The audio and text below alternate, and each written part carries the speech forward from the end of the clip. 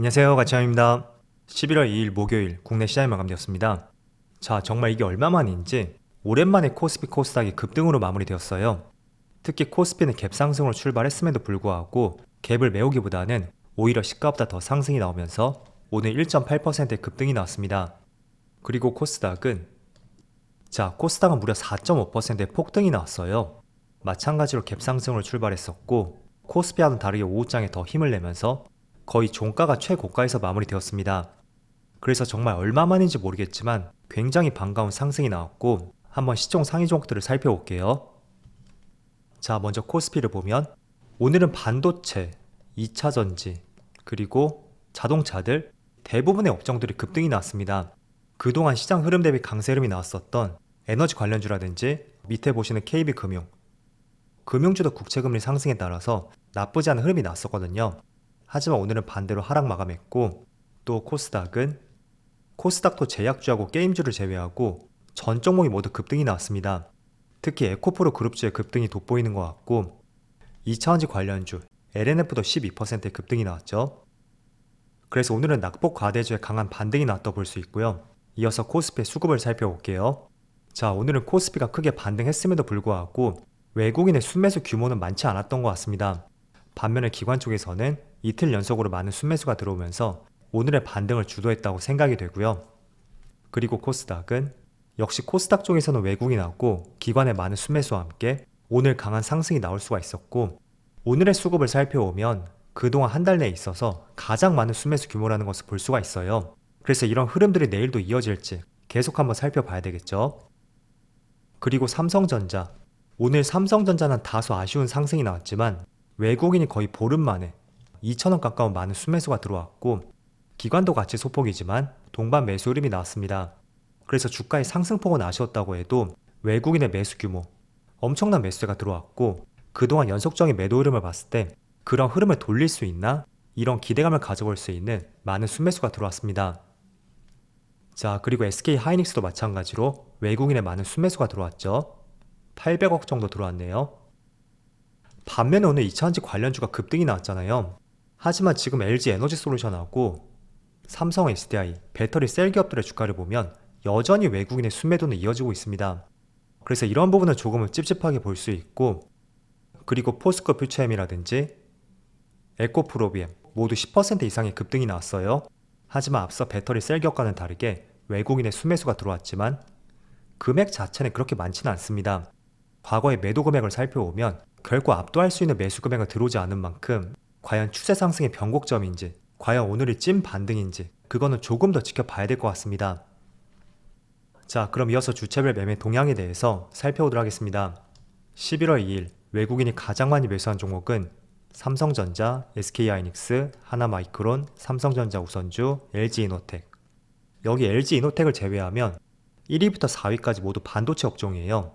반면에 2차전지 관련주는 상당히 많이 순매도 상위 종목에 포진해 있죠. 이어서 기관은 삼성 SDI, LNF, LG에너지솔루션, SK이노베이션, 포스코홀딩스. 반대로 기관은 2차전지 관련주를 가장 많이 매수했습니다. 전 종목이 모두 2차전지 관련주였네요. 그럼 이어서 해외 증시를 볼게요. 우선 다들 확인을 하셨겠지만 어제 미국 증시가 급등으로 마무리되었어요.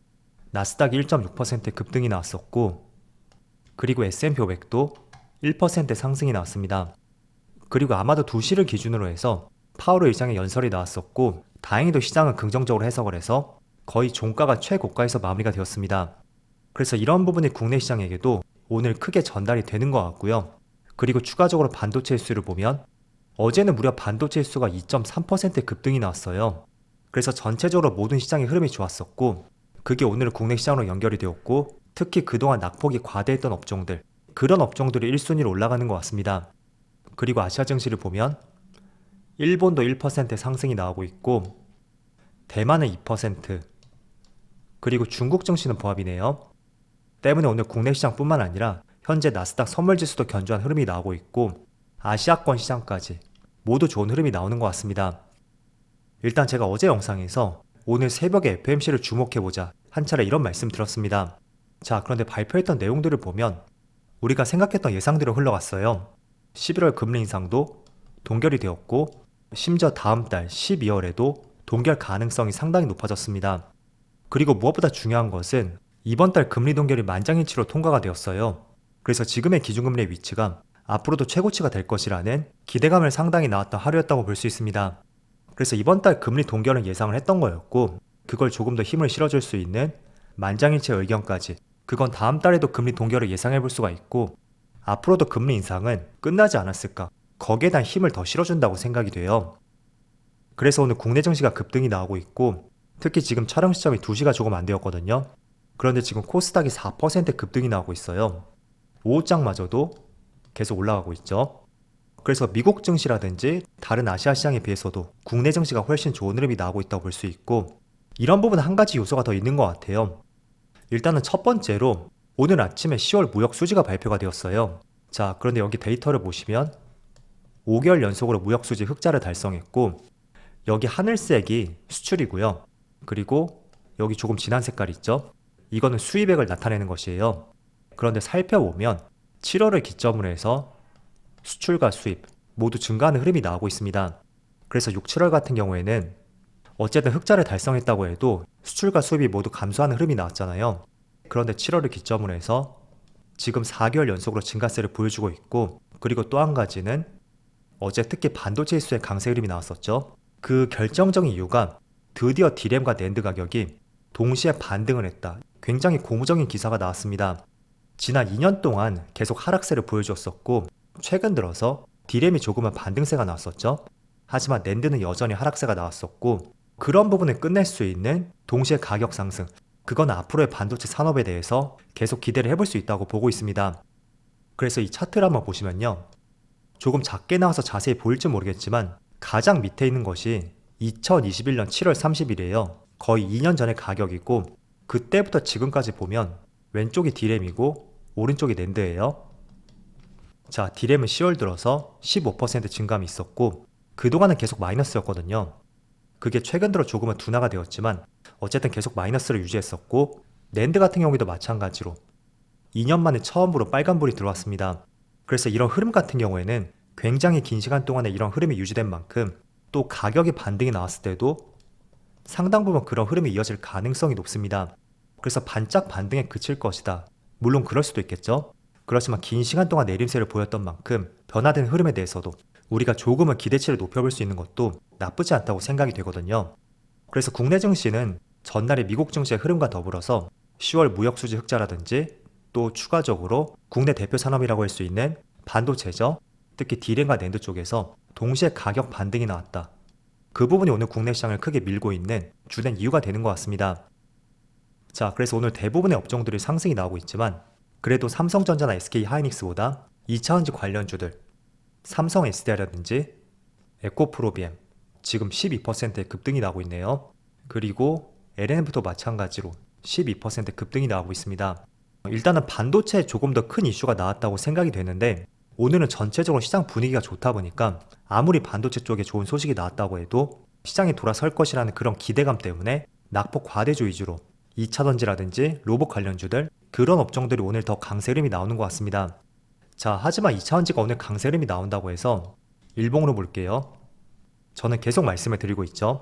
위에 매물들이 상당히 많고 또 지금 2차전지 업황이 돌아섰다는 시그널들을 확인해 볼 수 있는 그런 지표는 많지 않다고 생각이 됩니다. 그래서 반등이 나온다고 해도 단지 낙폭 과대에 따른 반등이 나올 가능성이 높고, 만약에 정말로 시장이 돌아선다면 물론 충분히 반등이 나올 수는 있겠죠. 그렇지만 이게 추세적인 반등이 나오기 위해서는 분명히 지표가 조금은 개선되는 것이 눈으로 확인이 돼야 된다고 생각이 되거든요. 아니면 어느 정도의 기간을 두고 다시 전기차의 수요가 증가할 것이다. 그런 내용들도 필요하다고 생각이 돼요. 그래서 그런 부분을 봤을 때는 아직까지는 조금은 약하다고 생각이 되고, 반대로 반도체 같은 경우에는 지금 의미 있는 데이터들이 계속 나오고 있잖아요.